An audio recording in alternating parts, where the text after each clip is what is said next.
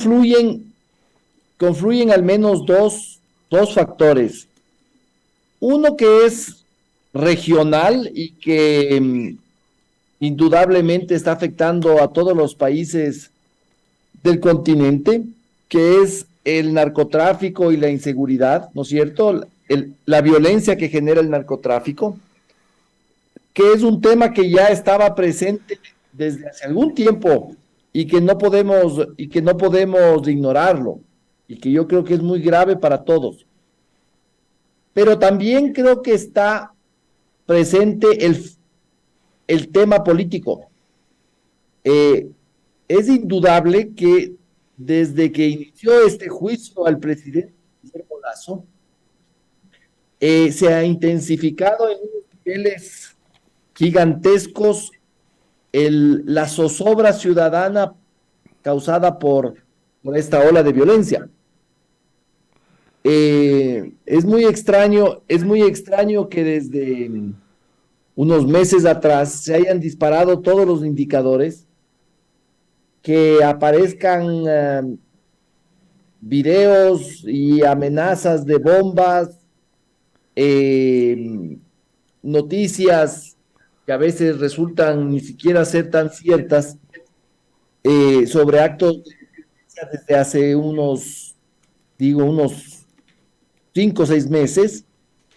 Eh, entonces me parece que aquí hay una articulación de las mafias del narcotráfico que están indudablemente vinculadas con la narcopolítica, y están actuando de manera coordinada con ciertos sectores, no digo todos, con ciertos sectores que están interesados en tomarse el poder.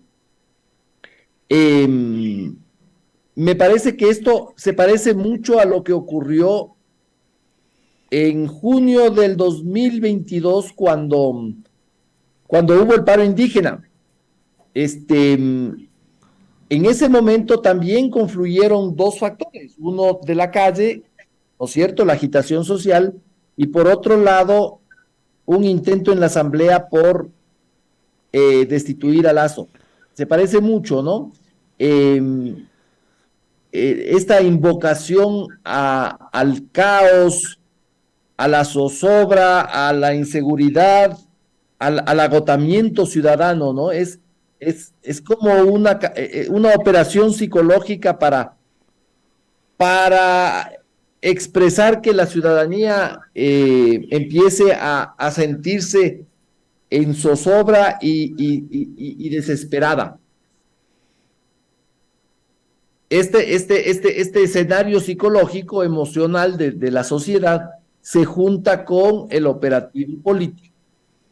Y claro, es muy fácil entender, ¿no es cierto? La idea es que la sociedad llega a un punto donde, bueno, ya, que se vaya este inútil, estamos tan asolados por la violencia, que mejor que ya que se lo retire del poder. Esto ocurrió igualito, fue en el 2022 cuando hubo el paro indígena, ¿no? Eh, entonces yo creo, Freddy, que estamos en un escenario donde hay un operativo político y de un operativo de agitación social, en este caso producido por la ola de violencia y la inseguridad. Martín, pero usted dice que es como una operación psicológica bien armada, coordinada, quieren ganarle por cansancio. ¿Usted cree que el presidente también puede en algún momento dado ceder a estas pretensiones, a estas estratagemas? Yo creo que sí. Yo creo que no hay cómo descartar ese escenario, Freddy. Él se ha quedado muy solo. Creo que también es responsabilidad de él haber llegado a este punto, eh, ¿Por qué? porque él no ha sido un líder capaz de articular alianzas, no ha podido articular un relato, un mensaje que movilice a la sociedad. Yo lo siento muy solo, yo lo siento muy débil. Eh, Su única fortaleza y yo creo que la única fortaleza en estos momentos de Lazo es la inmensa debilidad de sus opositores, de quienes están tras y cuando digo debilidad, digo la poca capacidad, la falta de preparación, en general, la debilidad de los cuadros, ¿no? Los acusadores en la asamblea, los acusadores de Lazo son lamentables, es gente sin ninguna estatura política. Entonces creo que Lazo tiene eso a favor, ¿no? Eh, pero sí, ese es un escenario que yo no descartaría, pero que, ojo Freddy, yo creo que no se va a dar porque Lazo es un personaje muy particular. Puede tener muchos defectos, pero es una persona persistente y yo creo que hasta se lo podría tildar de testarudo. Él no va a dar su brazo a torcer. Quienes conocen a Lazo lo definen como una persona que puede eh, estrellarse contra una pared o lanzarse a un abismo con tal de no ceder ante sus enemigos. Eh, entonces, creo que es posible, pero no es tan probable, ¿no? La muerte cruzada que en algún momento el pueblo clama que se produzca la muerte cruzada, más que para que se vaya el presidente, es para que se vaya a la asamblea. Estos opositores efectivamente debilitados por su poca formación, se han ganado un desprecio eh, absoluto del pueblo ecuatoriano, a tal punto de que su popularidad es menor a la popularidad del presidente. Y eso es lo que no encaja en el mundo político, ¿no?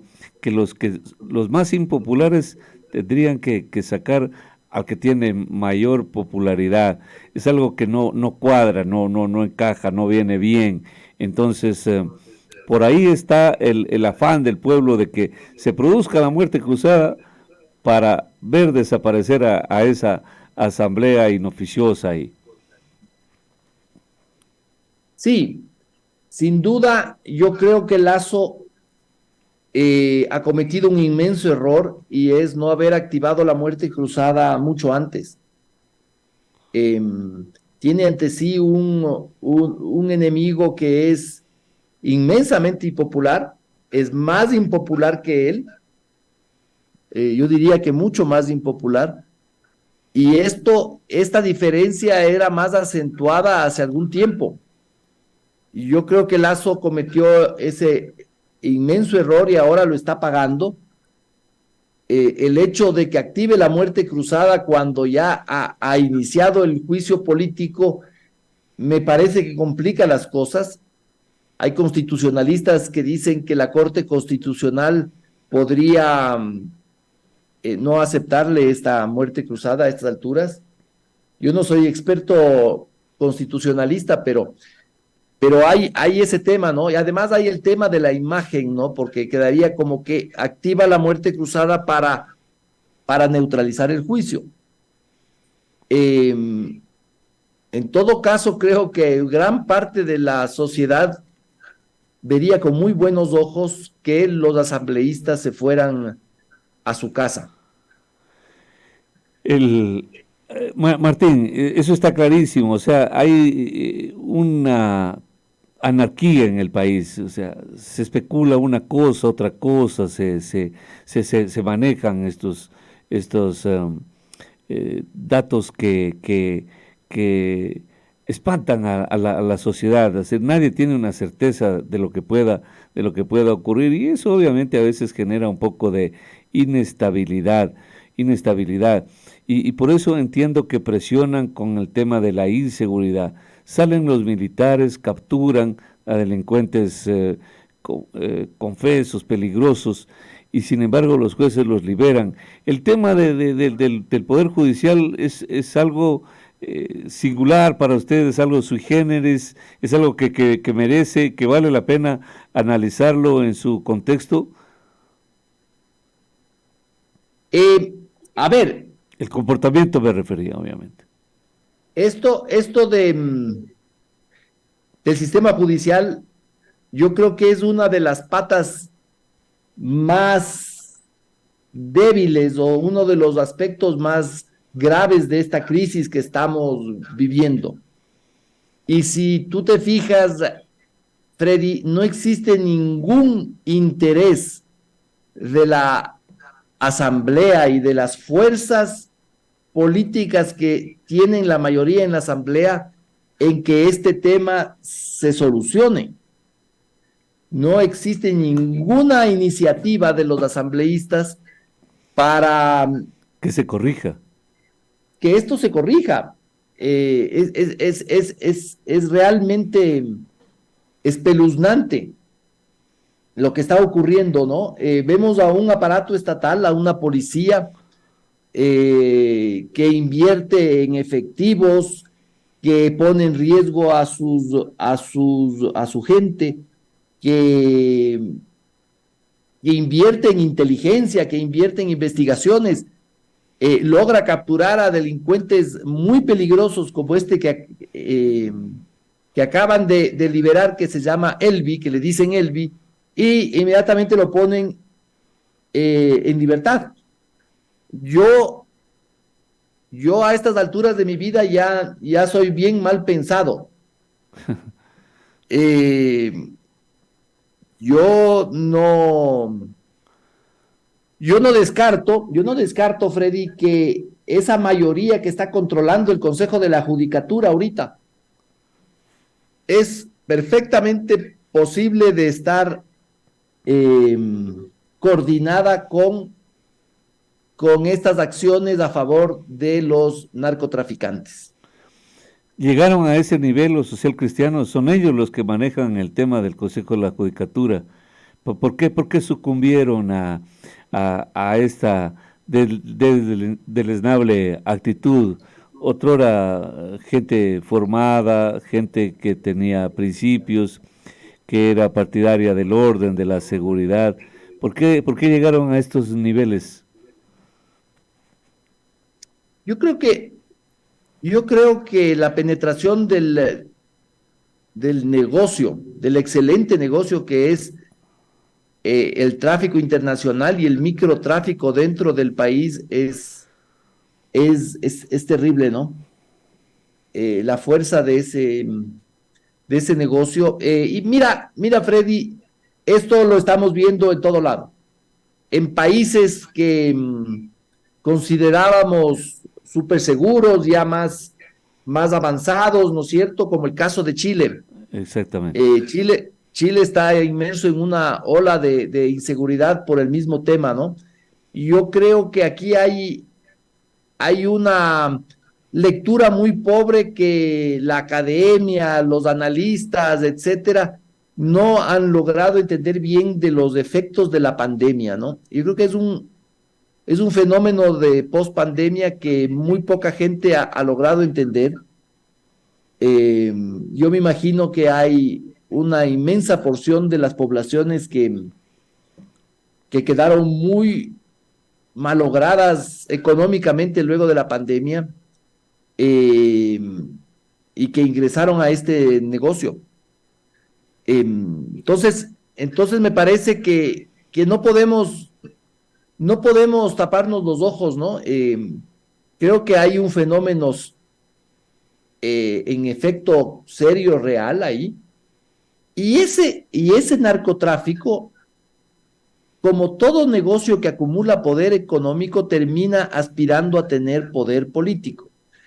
Es lo que se llama la narcopolítica. Y creo que el Ecuador está en esa etapa ya.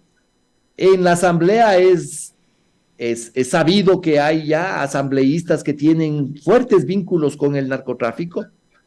Hay autoridades locales que tienen vínculos con el narcotráfico. hay sobre todo muchas autoridades locales que se van a posesionar en mayo que que tuvieron campañas financiadas por el narcotráfico. Entonces, no es nada forzado, nada extraño pensar que hay una conexión entre la política y el narcotráfico muy evidente y muy fuerte.